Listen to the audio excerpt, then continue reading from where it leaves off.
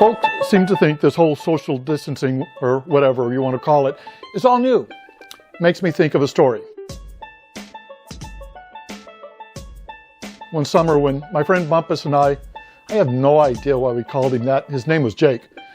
Anyway, during the summer, Bumpus and I would spend the time roaming in the piney woods of East Texas. Just me, Bumpus, and his dog Susie.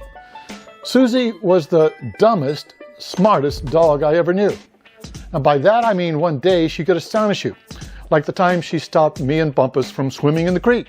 We didn't know why, till we saw a water moccasin swimming around. Then just as you put all your trust in Susie as the smartest dog in the world, she would lead you astray with her overexuberance. See, it was when she got all emotionally excited that she lost all her brains. Kind of like a few folks I know.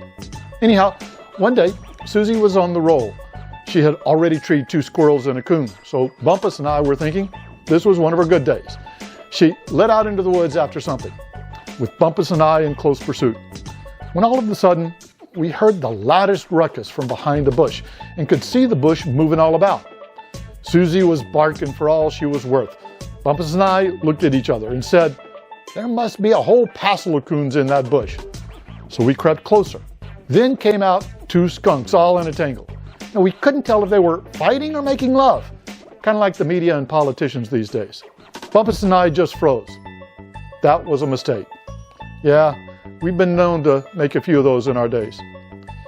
These 2 just went back and forth, not seeming to notice us at all, till Susie, this wasn't one of her bright moments, stuck her nose right in the middle, where it oughtn't to be. The skunks grew silent and still. They looked at us. We looked at them, till they hightailed it out of there. Trust me, the last thing you want to see from a skunk is a hightail. Yep, they sprayed us all. Well, when we got back home, Bumpus's mom wouldn't have any of us in the house, no matter how many baths we took. She made us camp out in our treehouse for 3 weeks straight.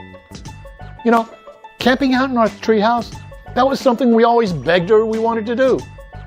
But this time, it didn't sound so great when she told us we had to. Kind of like this stay-at-home stuff. Anyway, we saw the wisdom in her ways. And you can believe this story or not, but trust me when I say, social isolation is much better without that odor than it is when smelling like a skunk.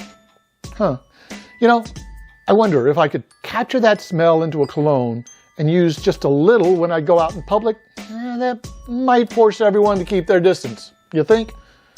Well, be safe, be kind, and above all, keep smiling and be happy. Because you never know what might come out from around the next bush.